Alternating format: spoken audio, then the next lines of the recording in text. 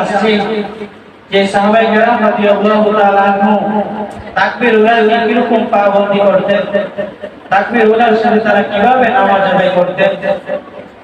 রাসূলের একজন সাহাবী হযরত আব্দুল্লাহ ইবনে উম্মে মাকতুম রাদিয়াল্লাহু তাআলা আনহু উনি বলেন, আমি একজন অন্ধ সাহাবী, আমি একবার রাসূল আকরাম সাল্লাল্লাহু আলাইহি ওয়াসাল্লামের কাছে গিয়ে বলতেছি, ইয়া রাসূলুল্লাহ, আমি আপনার একজন অন্ধ সাহাবী, মসজিদে নামাজ পড়তে আসছি, আমার অনেক কষ্ট হয়, তা আপনি যদি আমাকে একটু অনুমতি দিতেন তো আমি আযানের পর আমি মসজিদে না এসে ঘরে নামাজ আদায় করে নিতাম।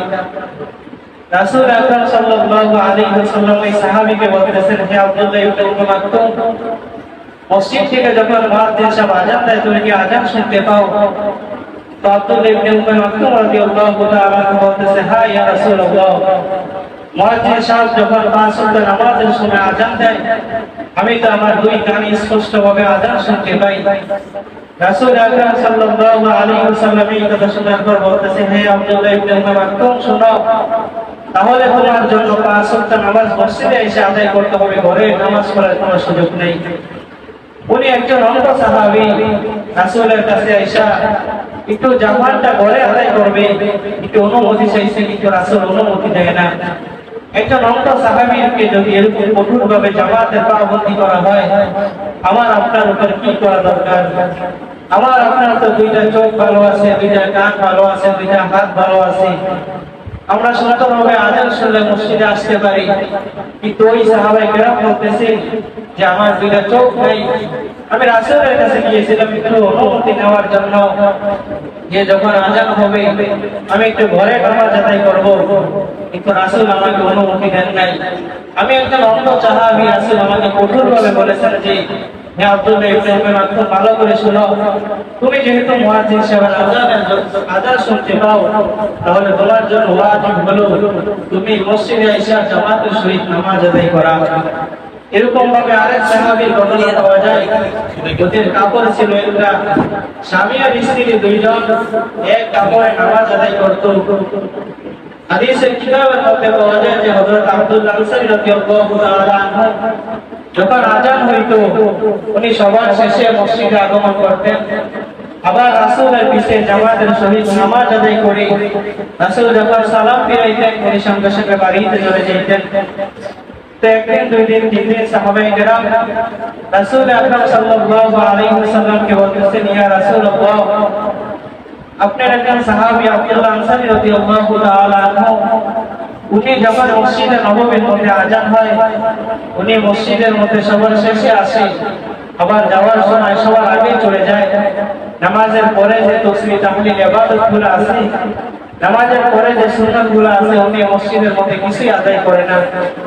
রাসূল আকরাম সাল্লাল্লাহু আলাইহি ওয়াসাল্লাম যখন এই কথা শুনলেন, ওনাকে পরের দিন নামাজ শেষ করে দেখতেছে আব্দুল্লাহ আনসারী রাদিয়াল্লাহু তাআলা আনহু চলে যাইতেছে। রাসূল আকরাম সাল্লাল্লাহু আলাইহি ওয়াসাল্লাম সালাম ফেরানো মাত্র আব্দুল্লাহ আনসারী রাদিয়াল্লাহু তাআলা আনহুকে ডাক দিলেন, হে আব্দুল্লাহ, দাঁড়াও, কোথায় যাইতেছো? একটু দাঁড়াও, তুমি দৈনন্দিন নামাজ শেষ করে বাড়িতে চলে যাও।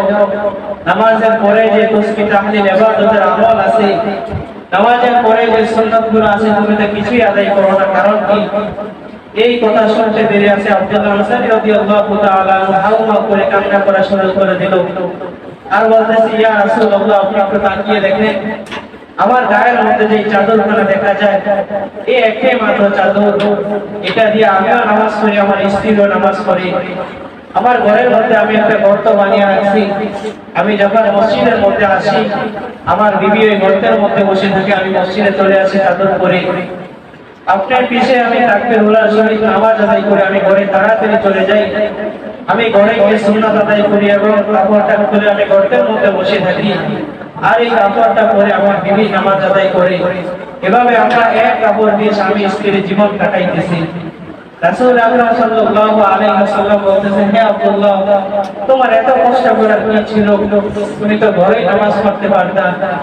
হযরত আব্দুল্লাহ আনসারী রাদিয়াল্লাহু তাআলা বলতেছেন, ইয়া রাসূলুল্লাহ, আপনি যেই দিনকার থেকে জামাতের ফায়দা আমাদের সামনে বয়ান করতেন, আপনি যেই দিনকার থেকে জামাতের গুরুত্ব আমাদের সামনে বয়ান করেছিলেন, আমি আব্দুল্লাহ আনসারী ওই দিনকার থেকে ওয়াদা করছি যে আমার জীবন চলে যাবে, আমার যদিও কাপড় একটা আমি তারপর তাকবীর উলা ব্যতীত আমি আর কোনোদিন নামাজ পড়বো না, আমি এভাবে আমার জীবন চালাইতেছি, আপনার পিছে আমি তাকবীর উলার সহিত নামাজ আদায় করতেছি।